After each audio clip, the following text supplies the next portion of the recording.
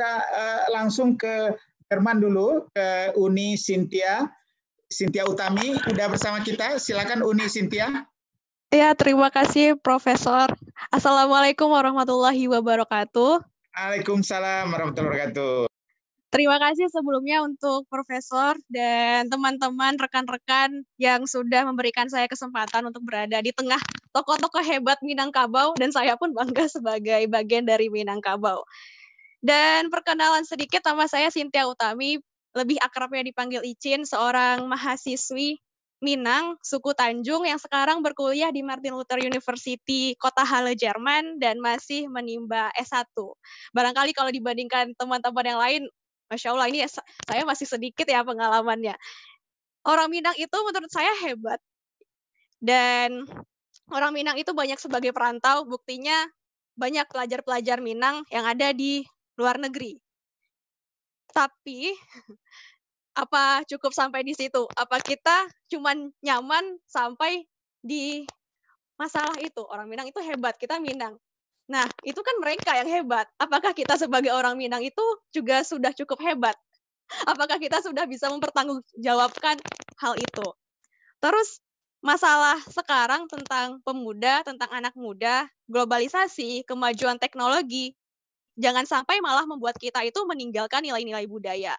Masih ketinggalan zaman nih, udah kuno, nggak gaul lagi, gitu. Jangan sampai kita menyampingkan nilai-nilai budaya, adat istiadat Minangkabau kita. Jadi kita boleh semakin tinggi, semakin belajar, menimba ilmu apapun, jangan sampai hal-hal itu malah melupakan kita dengan ranah Minang, dengan Minangkabau.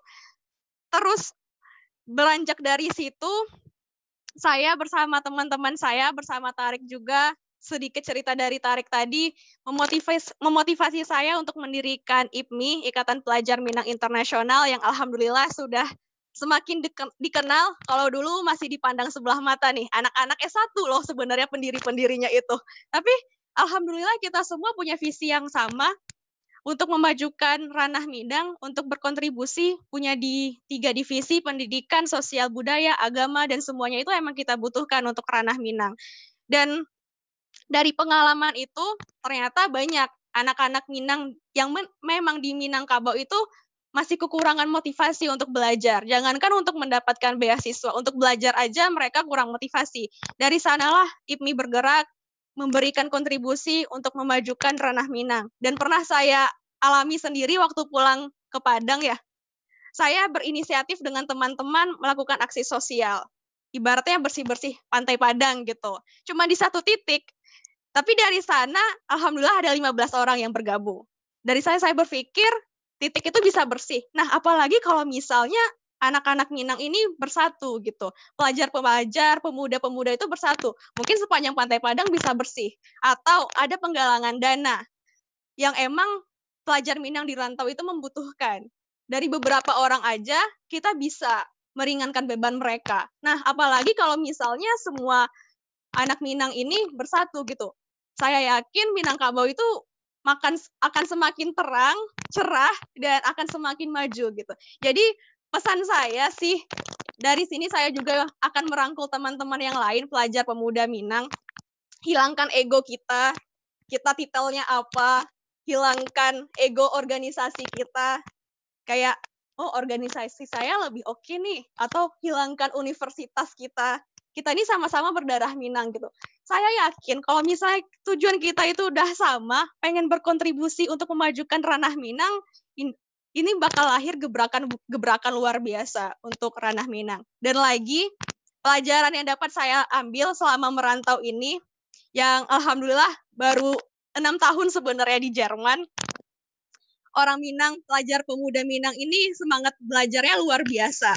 Dan banyak sebenarnya pelajar pemuda-pemudi Minang yang bukan beasiswa, termasuk saya. Saya masih S1, saya bukan beasiswa, tapi untungnya di Jerman ini biaya pendidikan gratis. Dari sana saya kerja paruh waktu, saya tidak membebani orang tua saya hilangkan gengsi saya, kerja paruh waktu apapun, saya jualan masakan Padang, catering masakan Padang di sini. Alhamdulillah orang-orang pada suka, bule-bule juga suka. Ya iyalah rendang gitu ya.